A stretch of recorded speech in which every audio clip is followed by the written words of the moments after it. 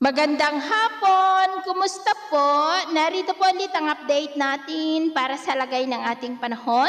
Ngayong hapon po ng September 6, 2025. Sa ngayon po, lumakas pa ang dating bagyong Lani habang nandiyan na po ngayon sa may South China Sea.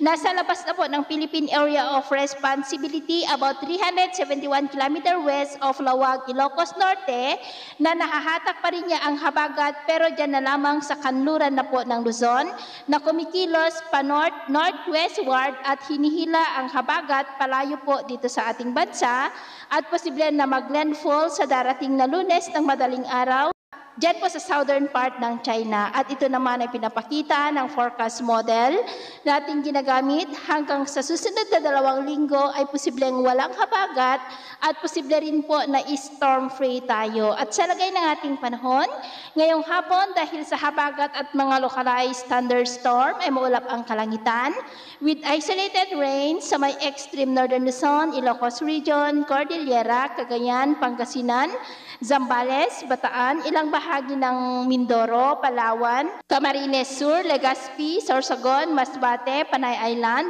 Negros, Cebu, Leyte, Samar Provinces, Sulu Archipelago, Zamboanga Peninsula, Northern Mindanao, Caraga, Davao Region at Sorsogon. At mamayang gabi may mga isolated rains pa rin sa ilang bahagi ng Ilocos Region, Cordillera, Cagayan, Extreme Northern Luzon, coastal areas ng Central Luzon, Calabarzon, Palawan, Kabisayaan at Mindanao.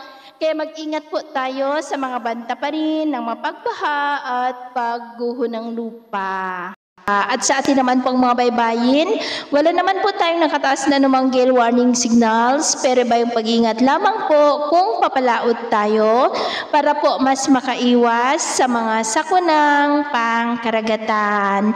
So ito ang latest update natin sa araw na ito. At ako pumili si James na nagsasabing sa kahit na pagsubok po na darating sa ating buhay, huwag po tayong mawawalan ng pag-asa. Thank you and God bless!